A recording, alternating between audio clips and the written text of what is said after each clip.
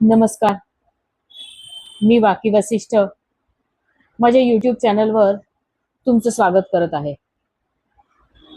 आज मी तुमच्या समोर सादर करणार आहे जखीण या एका उत्कट रहस्यमय प्रेम कथेचा भाग 3. माझी ही कथा आवडत असल्यास लाईक, कमेंट आणि सबस्क्राईब करायला विसरू नका. ऐकत रहा जखीण भाग 3. प्रवेश 3. श्रीकांतजींची बेडरूम. मध्यभागी बेड, बाजूला एक स्टडी टेबल, त्यापुढे खुर्ची, बेड मागे खिडकी. खिडकीतून सकाळचा सूर्य दिसतोय. वेळ सकाळची. खुर्चीवर श्रीकांतजी बसले आहेत. त्यांनी डोकं स्टडी टेबलवर ठेवलं आहे. त्यांचा हात खाली लोंबकळत आहे. त्यातून रक्त ठिपकत आहे. त्यांचा झब्बा सलवार रक्ताने माखला आहे. टेबलावर दुसरा हात आहे. त्या हाताला पांढरं बँडेज आहे. हातात एक चिठ्ठी आहे. पडदा उघडून प्रेक्षक हे दृश्य बघू शकतात. काही सेकंदात तेथे भागाबाई हातात झाडू घेऊन येते. रेडिओवर गाणं लागतं.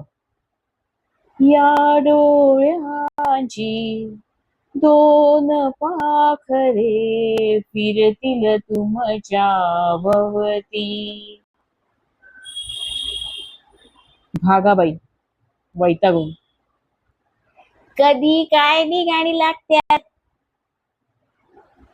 टेबलावरील रेडिओचं बटन बंद करते. तिचं लक्ष श्रीकांतजींकडे जातं. भागा श्रीकांत यांचा हात हलवते. रक्त सांडलेलं बघते. साहेब, ओ साहेब, वहिनी साहेब, जोरात किंचाळते. साहेब गेले, जीव गेला त्यांचा, जीव घेतला त्या जखिणीनं, घात झाला, घात झाला. तिथेच मटकन खाली बसते. राखी, अजित आणि माही धावत दरवाजातून आत येतात. तिघे जण अवाक. राखी गळा काढते. अहो, असं कसं झालं? अजित, या बंगल्याने त्यांचा बळी घेतला रे. अजित वडिलांच्या नाकापुढे बोट धरतो. मानेने नाही अशी खून करतो. राखी शेजारच्या पलंगावर कोसळते. माही तिला धीर देते. अजित श्रीकांतच्या हातातील पत्र घेतो व वाचतो. अजित, माझ्या बाळा, तू बाप होणार हे कळल्यावर मी खूप खुश व्हायला पाहिजे होतं, पण नाही खुश होऊ शकत. माझ्यात आजोबा होण्याचं धाडस नाही. माझा मृत्यू तुझ्या येणाऱ्या बाळाला भेट म्हणून देत आहे. त्याचा आनंदाने स्वीकार कर. मी माझ्या स्वेच्छेने माझं आयुष्य संपवत आहे. त्याबद्दल कोणालाही दोषी ठरवू नये. तुझा, फक्त तुझाच बाबा, श्रीकांत काळे. पडदा पडतो. अंक पहिला समाप्त. अंक दुसरा, प्रवेश पहिला.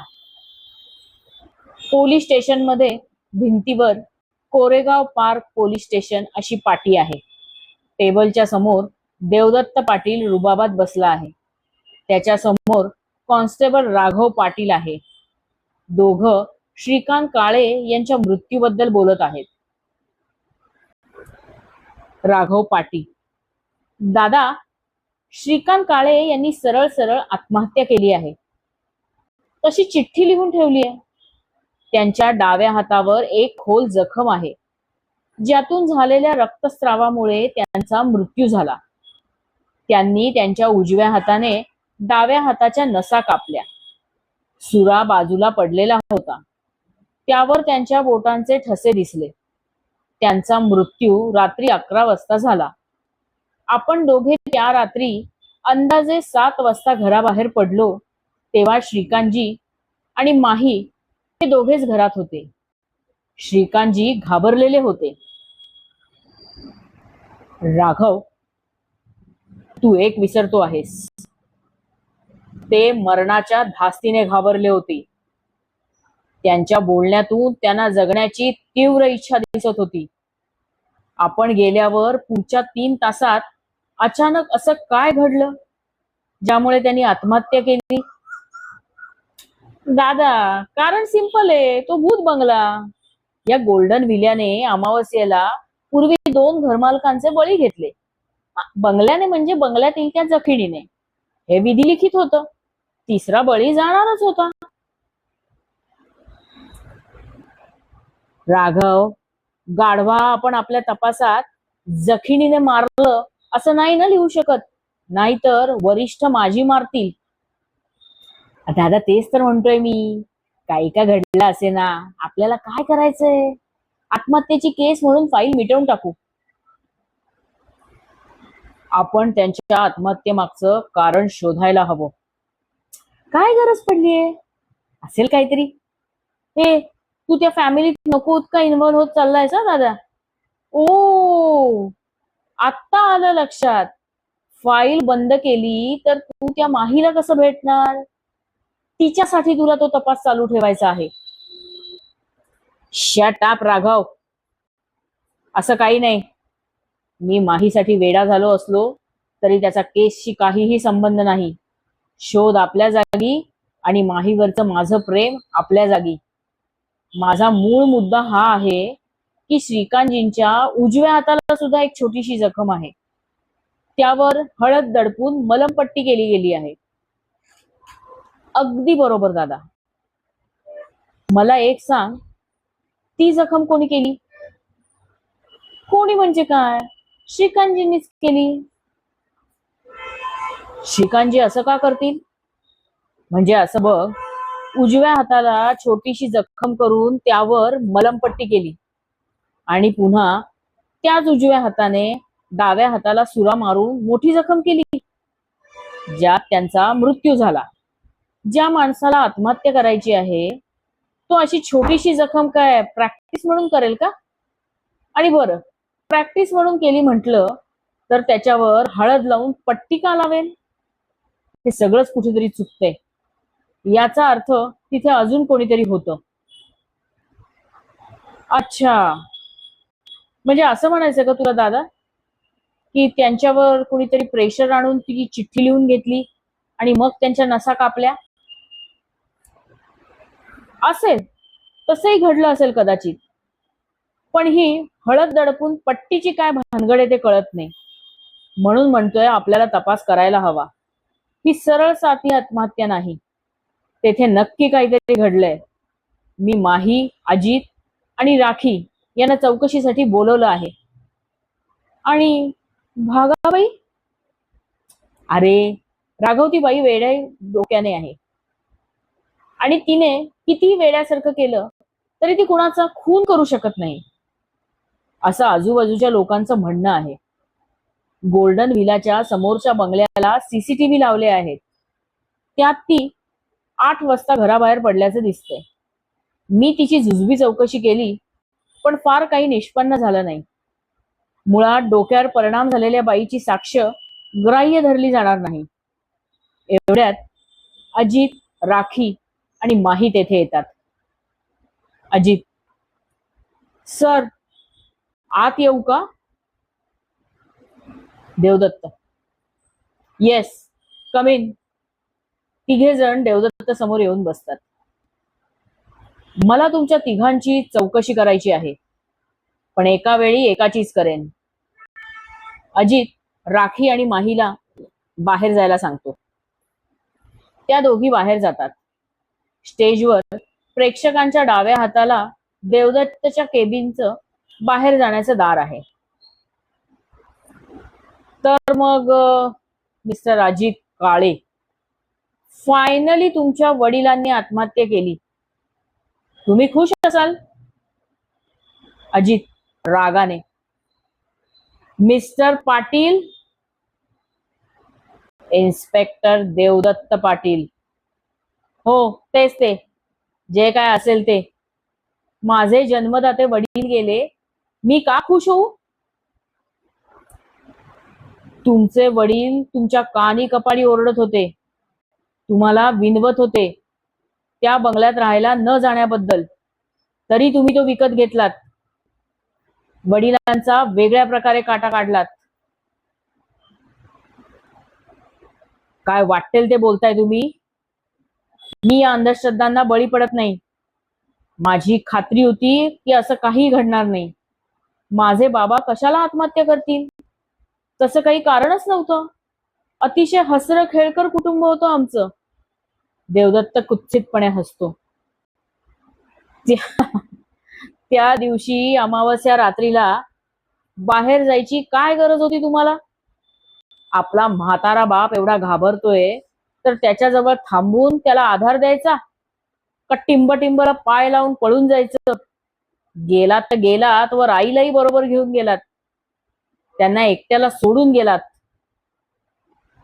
अजित, बाबा एकटे नव्हते, बरोबर माही होती.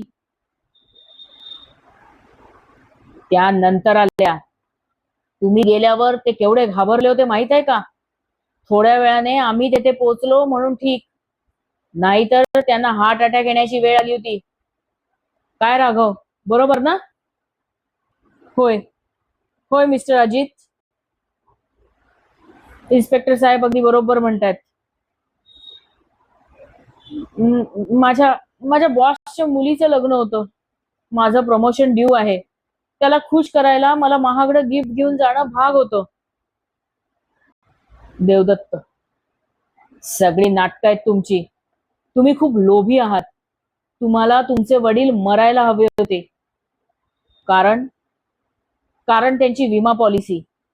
आम्हाला असे कळले की त्यांनी वयाची 60 वर्षे ओलांडली असती आणि मग गेले असते तर तुम्हाला दमडी मिळाली नसती.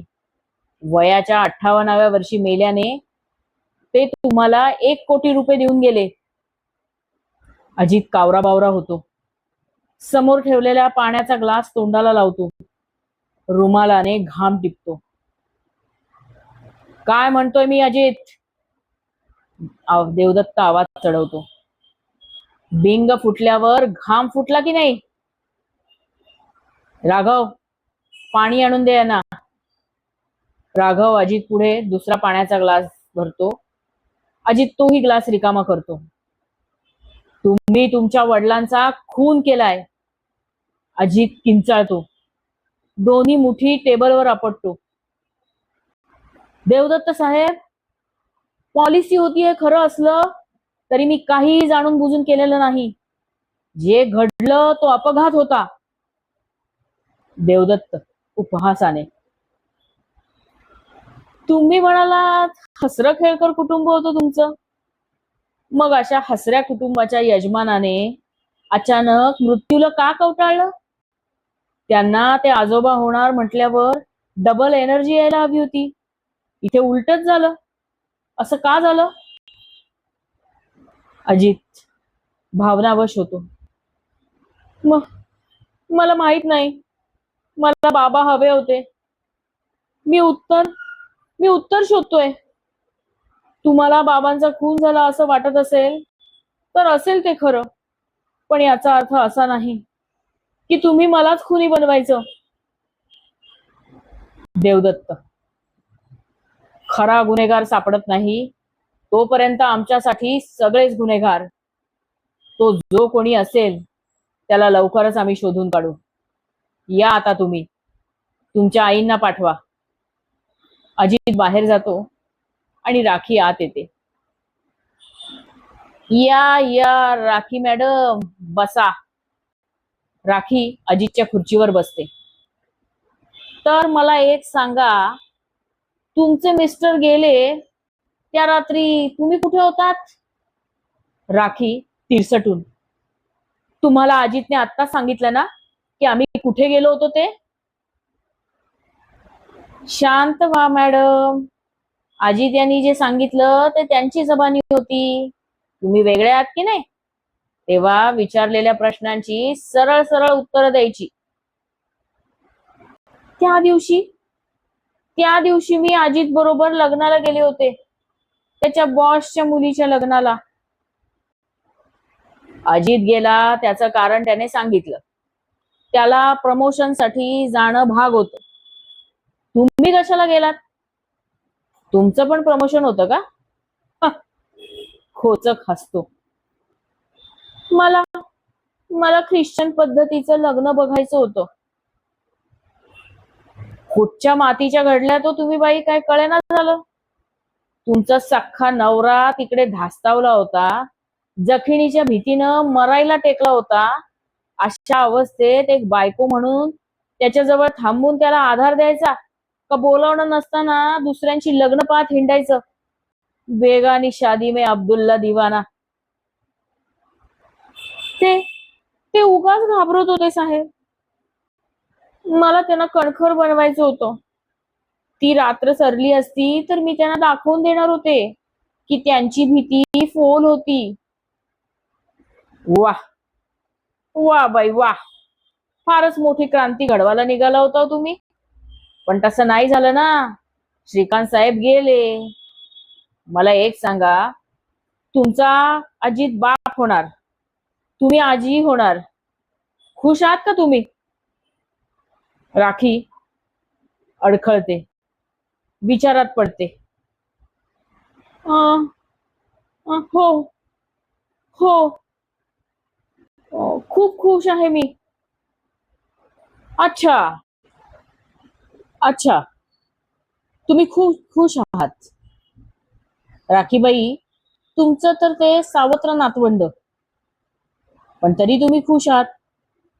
मग श्रीकांतजी ही गोड बातमी ऐकून का बरं निराश झाले? एवढे नैराश्यात गेले की त्यांनी मृत्यूला जवळ केलं. राखी पदराने घाम टिपते. मला काय माहिती, मी असते तर त्यांना विचारलं असतं, पण मी नव्हते आणि घात झाला.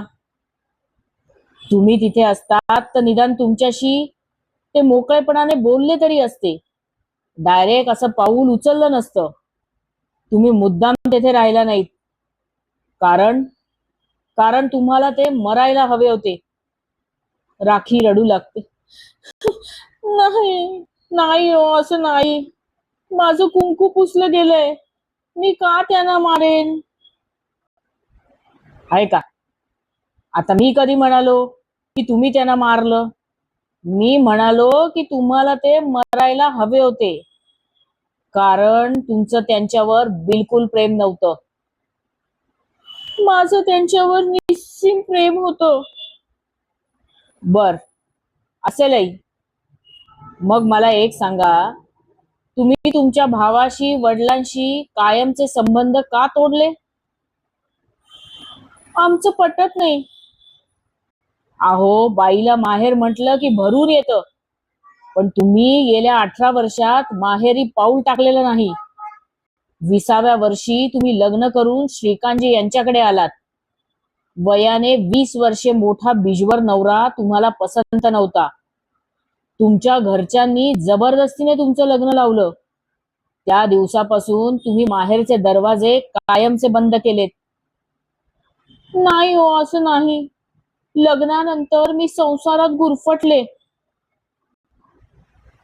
देवदत्त खांदे उडवतो. असेलही तसं. मला एक सांगा, तुमचा कोणावर संशय? राखी उसळून. माही, त्या नतद्रष्ट पोरीचं काम आहे हे. तुम्हाला सांगते साहेब, ती जखीण आहे. तिनेच माझ्या नवऱ्याचा बळी घेतला. देवदत्त रागावतो. बाई, माही बद्दल जरा तोंड सांभाळून बोला. राखी चमकून त्याच्याकडे पाहते. शेजारी उभा असलेला राघव देवदत्तच्या खांद्यावर सूचक हात ठेवतो. Raghav, Devdatt sir, control control your feelings. Devdatt, बर बाई, तुमचा माहीवर एवढा राग का? रागवू नको तर काय करू साहेब, फार विचित्र आहे ती. पुरुषांना मोहपाशात गुरफटवते. ती अमानवी आहे. देवदत्त घसा खाकरतो. खरं आहे. तिचं सौंदर्य मानवी नाही, दैवी, अद्भुत आहे. राखी चमकून. काय? देवदत्त. काय नाही, तुम्ही चालू ठेवा. अहो साहेब, तिच्या मागे पुरुष वेडे होतात. उदाहरणार्थ? अजित. कोण कुठची अनाथ आश्रमातली घाण घरी घेऊन आला. तुम्हाला सांगते साहेब, त्याच्यासारखा चिकित्सक मुलगा शोधून सापडणार नाही. हिची काहीही चौकशी न करता घरी घेऊन आला. बर, एक झाला. दुसरा कोण? दुसरे आमचे हे हे नाही नाही, अडखळते. बॉस, तिचा बॉस.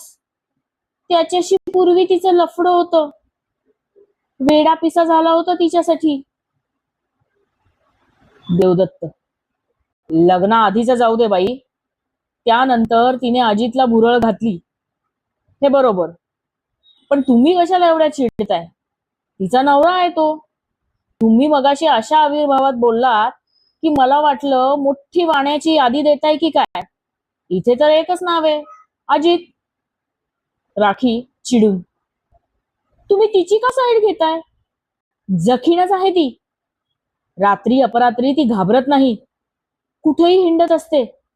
मध्यरात्री तिला काहीच वाटत नाही बाहेर पडायला. हे काय नॉर्मल बाईचं लक्षण आहे? त्या रात्री त्यांच्या बरोबर तीच घरी होती. मला खात्री आहे तिनेच त्यांना काहीतरी केलंय. उगाच ते का जातील? देवदत्त काहीच चिडून. कशावरून माहीने केलं? मी तर म्हणतो तुम्हीच हा बनाव केलात. लग्नाला जायचं नाटक केलं, मागच्या दाराने परत घरी आलात. रात्री तुमच्यात आणि तुमच्या नवऱ्यात कडाक्याचं भांडण झालं. त्यात त्यांनी निराश होऊन हाताच्या नसा कापल्या. किंवा भुवया उंचावत थांबतो. किंवा तुम्ही त्या कापल्यात. सगळा आळ माहीवर येणार, कारण जगाला दाखवायला तुम्ही लग्न घरी. राखी कानावर हात ठेवते. बस बस करा साहेब, तुमचे आरोप मला ऐकवत नाहीत. मी लग्नातच होते, मी परत आले नव्हते. अजितला विचारा हवं तर. तुम्ही बंगल्याच्या बाहेरचे सीसीटीव्ही फुटेज चेक करू शकता. बरीच तयारी केलेली दिसते तुम्ही राखीबाई. तुम्ही तुम्ही माझी मेंटल हॅरॅसमेंट करत आहात. एका स्त्रीची चौकशी करायला एक स्त्री पोलीस हवी. तुम्ही का करताय? देवदत्त. राखी मॅडम, मी फक्त लांबून तुमच्याशी बोलतोय. तुमच्या अंगाला हात लावला का मी? तुमच्यावर 3rd डिग्री लावू का? किंवा संशयाच्या आधारावर आत टाकू का? लेडी ऑफिसर बोलवून घेतो लगेच. अजित आत येतो. राखी राखी शांत हो. जाऊ दे साहेब, राखी माझ्या बरोबर होती. जीप चावतो. आय मीन आई माझ्या बरोबर होती. तिची तब्येत बरी नाही. तिला प्लीज सोडा. देवदत्त. ठीक आहे, आत्ता सोडतो, पण गरज वाटली तर यावं लागेल. बाय द वे, तुम्ही आईला नावाने हाक मारता का? राखी आणि अजित शांत राहतात. काही वेळाने अजित राखीला उठून उभं करतो. तिला आधार देत बाहेर नेतो. राघव पाटील हातात एक पेपर घेऊन येतो व देवदत्त समोर धरतो. अजित आणि राखी निघून जातात. राघव. दादा, सॉरी सर, तुम्ही सांगितल्याप्रमाणे हे श्रीकांतजींचं कॉल रेकॉर्ड काढलं आहे. शेवटचा कॉल त्यांनी महेश बोडसला केला. महेश बोडस म्हणजे माहीचा बॉस. याच महेश बोडसने माहीच्या फोनवर त्या रात्री 12 वेळा कॉल केले आहेत. सीसीटीव्ही फुटेज मध्ये तो त्यांच्याकडे रात्री 10:30 वाजता घरात शिरल्याचे दिसत आहे. देवदत्त त्याच्याकडे न पाहता खिशातील कंगवा काढून भांग पाडतो. वॉलेट मधून छोटा आरसा काढून स्वतःला न्याहाळतो. केसांवर स्टायलिश हात फिरवतो, स्वतःला पाहून खुश होतो. ते पाहून राघव वैतागतो. मी तुला इथे काहीतरी सिरियसली दाखवतोय दादा, आणि तू भांग काय पाडतोयस? माझे कान तुझ्याचकडे होते राघव. बरं एक सांग, मी ठीक दिसतोय ना? स्वतःच्या अंगावर परफ्यूम मारतो. माहीला आत पाठव. राघव तोंड वाकडं करत, बाईने केला इन्स्पेक्टर खुळा. चूक झाली, तुला मुंबईतून इथे ट्रान्सफर घ्यायला लावली. नको त्या सापळ्यात सापडला आहेस तू. ती बया आत येईल तेव्हा या दोघांशी बोललास ना, तसं जरबेने बोल. देवदत्त. राघव, मी काय म्हणतो, माहीची चौकशी तूच कर. माझ्यात तिला खडसवायचं धाडस नाही. तूच बोल तुझ्या पद्धतीनं. आणि हो, फार ओरडू नकोस ना तिला. राघव उपहासाने, भले भले अट्टल सराई गुन्हेगार ज्या इन्स्पेक्टर देवदत्तच्या नावाने चळाचळा कापतात, तो देवदत्त या क्षणी भिगी बिल्ली बनलाय. माझ्यावर विश्वास बसत नाही. ती जखीण अजून काय काय दिव्य दाखवणार आहे कोण जाणे. दादा, मला तुझी खूप काळजी वाटते. तू भलत्याच वळणावर निघाला आहेस. देवदत्त. तुझ्या बहिणीबद्दल बोलायला तुला लाज नाही वाटत? तुला नंतर बघतो. माही मॅडम, आत या. जोरात आवाज देतो. माही दरवाजातून चालत आत येते. देवदत्तच्या समोर बसते. माहीचा चेहरा शांत. देवदत्त झक्कपैकी लाजतो. राघव, माही मॅडम, त्या रात्री श्रीकांतजींबरोबर तुम्ही एकट्या घरात होतात, बरोबर? हो. मला सांगा, तुम्ही गेल्यावर पुढे तुमच्यात असं काय घडलं की ज्यामुळे श्रीकांतजींनी डायरेक्ट आत्महत्या केली? माही निश्चलपणे, ठीक 8 वाजता मी व बाबांनी किचन मध्ये जेवण केलं. त्यानंतर ते त्यांच्या खोलीत झोपायला गेले आणि मी माझ्या खोलीत गेले. माझा लगेच डोळा लागला. त्यानंतर मी एकदम सकाळी उठले.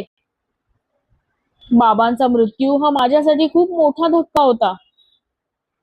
राघव, म्हणजे तुमच्या मते ते पूर्णपणे नॉर्मल होते?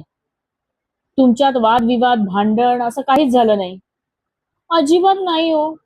त्यांनी एवढं टोक का गाठलं याचं मला कोडं पडलंय. मॅडम, तुम्ही आमच्यापासून काहीतरी लपवत आहात असं नाही का वाटत? मी काय लपवणार? जे काही घडलं ते तुम्हाला स्पष्ट सांगितलं. राघव आवाज चढवतो. तुमचे ते बॉस डॉक्टर महेश बोडस त्या रात्री तुमच्या घरी का आले होते? मला त्याबद्दल काहीच कल्पना नाही. त्यांनी तुमच्या फोनवर तुम्हाला अनेकदा कॉल केले याची तरी कल्पना आहे का? हो, पण माझा फोन सायलेंट होता. मला सकाळी ते कळलं. मग तुम्ही त्यांना रिप्लाय कॉल का नाही केलात? केला, पण दुसऱ्या दिवशी केला. त्या दिवशी सकाळी हे सारं असं विपरीत घडलं. मी माणसात नव्हते. बरं, मग दुसऱ्या दिवशी काय म्हणाले हे डॉक्टर महेश बोडस? त्यांचा फोन स्विच ऑफ लागला. तो आजतागायत स्विच ऑफ आहे. मी लॅबवर जाऊन पाहिलं, तेथेही ते 10 दिवस आलेले नाहीत. कारण काय? माहित नाही. त्यांच्या आईला फोन केला तर ती सुद्धा काळजीत आहे. त्यांचा कुठेच पत्ता नाही. मग तुम्ही किंवा त्यांच्या आईंनी मिसिंग कंप्लेंट का नाही दिली? मी त्यांची एम्प्लॉई आहे. डॉक्टर महेश बोडस हे पॅथॉलॉजिस्ट आहेत. त्यांची लॅब आहे आणि मी लॅब असिस्टंट. मला हा हक्क कसा काय? त्यांच्या आईला तसं सुचवलं मी, पण ती म्हणाली की त्या रात्री ते घरी गेले होते. एका अर्जंट कामासाठी काही दिवस बाहेर गावी जातो आहे असं सांगून कपडे भरून ते निघून गेले. तिला आशा आहे की काम संपवून ते परत येतील. बर माही मॅडम, तुमचे हे पॅथॉलॉजिस्ट महेश बोडस यांच्याकडे तुम्ही किती दिवस आणि काय म्हणून काम करता? मी गेले 2 वर्ष त्यांच्याकडे कम्प्युटर कम बिलिंग असिस्टंट आहे. शिवाय लॅब मध्येही सगळं असिस्ट करते. आम्हाला असंही कळलं की तुमच्यात आणि त्यांच्यात अनैतिक संबंध होते पूर्वी. माही रागाने उठून उभी राहते. तोंड सांभाळून बोला साहेब. देवदत्त दरडावत. राघव, असे डायरेक्ट आरोप करू नको. राघव काहीच नरमाईने. तुमच्या सासूने सांगितलं आम्हाला. महेश बोडसच्या आईनेही तेच सांगितलं की तुम्ही पुरुषांना जाळ्यात ओढता म्हणे. भले भले कामातून जायला लागले. उठून देवदत्ताच्या मागे येऊन त्याच्या खांद्यावर सूचक हात ठेवतो. देवदत्त त्याला तोंडावर बोट ठेवून शांत बस अशी खूण करतो. खोटं आहे सगळं. माझे डॉक्टर महेश सरांशी अनैतिक संबंध नाहीत. लग्नाआधी माझं त्यांच्यावर आणि त्यांचं माझ्यावर जीवापाड प्रेम होतं. पण त्यांच्या आईला मी पसंत नव्हते. कारण मी कोण, कुठची, माझं घराणं याबद्दल काही ठाव ठिकाणा नाही. पण आम्ही कुठल्याही मर्यादा ओलांडल्या नाहीत. आमचं प्रेम पवित्र आहे. राघव, एवढं पवित्र प्रेम होतं तर थोडी वाट पाहिजे होती. लगेच अजितशी का लग्न केलं? महेशनी मला स्पष्ट सांगितलं की ते आईच्या विरोधात कधीही जाणार नाहीत. तू तुझ्या आयुष्यात तुझ्या पद्धतीने पुढे जा. मी माझ्या आईच्या पसंतीनेच लग्न करणार. मला खूप राग आला त्यांचा. मी पूर्णपणे कोसळले. असं वाटलं आपलं आयुष्य असंच वाया जाणार. जन्मल्या जन्मल्या आई बाबांनी ठोकरलं. पुढे प्रत्येक जण बेवारस म्हणून लाथ मारत आला. 18व्या वर्षी अनाथाश्रम सोडावा लागला. ही नोकरी करत शिक्षण पूर्ण करत होते. मला माझं हक्काचं घर हवं होतं. त्याच वेळी अजित आयुष्यात आला. तो माझ्यापेक्षा 12 वर्षांनी मोठा होता. पण माझ्याशी लग्न करणार म्हटल्यावर मी होकार दिला. राघव, तुमची सासू तुम्हाला जखीन का म्हणते? तुम्ही म्हणे रात्री अपरात्री भटकता, उशिरा घरी येता, फक्त पांढरे कपडे घालता, केस मोकळे सोडता. तुमचं वागणं इतर बायांप्रमाणे नाही. बरोबर आहे तुमचं साहेब. मी इतर बायांप्रमाणे नक्कीच नाही.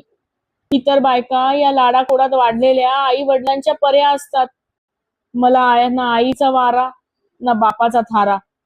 आमच्या मेट्रनबाई फार कडक होत्या. कधी कधी मारायच्या, शिक्षा करायच्या. खूप रडू यायचं. आईच्या कुशीत शिरून रडावंसं वाटायचं. बाबांनी मांडीवर घेऊन थोपटावंसं वाटायचं. पण यातील काहीच नशिबात नव्हतं. त्यानंतर रात्र माझी आई झाली आणि चंद्र माझे बाबा. वृक्षवेली माझी भावंड तर चांदण्या माझ्या मैत्रिणी. मी रोज रात्री त्यांच्याशी हितगुज करते. माझ्या मनातलं त्यांना सांगते. रात्री मी घराबाहेर अंगणात बसून मनसोक्त गप्पा मारते. माझं मन मोकळं करते. त्यात माझं काय चुकलं? आता राहिलं माझं उशिरा घरी येणं. साहेब, मी लॅब मध्ये काम करते. रात्री अनेकदा काही रिपोर्ट अर्जंट असतात. Blood gas analysis, frozen section असे रिपोर्ट लगेच द्यावे लागतात. काम पूर्ण होता होता कधी कधी रात्रीचे 12 सुद्धा वाजतात. माझं काम मी मनापासून करते. आत्ताशी मी ग्रॅज्युएट झाले आहे. आता जरा चांगली नोकरी शोधेन. इतके दिवस मला या नोकरीशिवाय पर्याय नव्हता. मी शिवभक्त असल्यामुळे नेहमी पांढरे कपडे घालते. पांढऱ्या कपड्यांमध्ये मनाला खूप शांत वाटतं. राघव, त्या रात्री महेश बोडस तुमच्याकडे आले होते. हे तुम्हाला खरंच माहित नव्हतं? गळ्या शपथ मला माहित नव्हतं.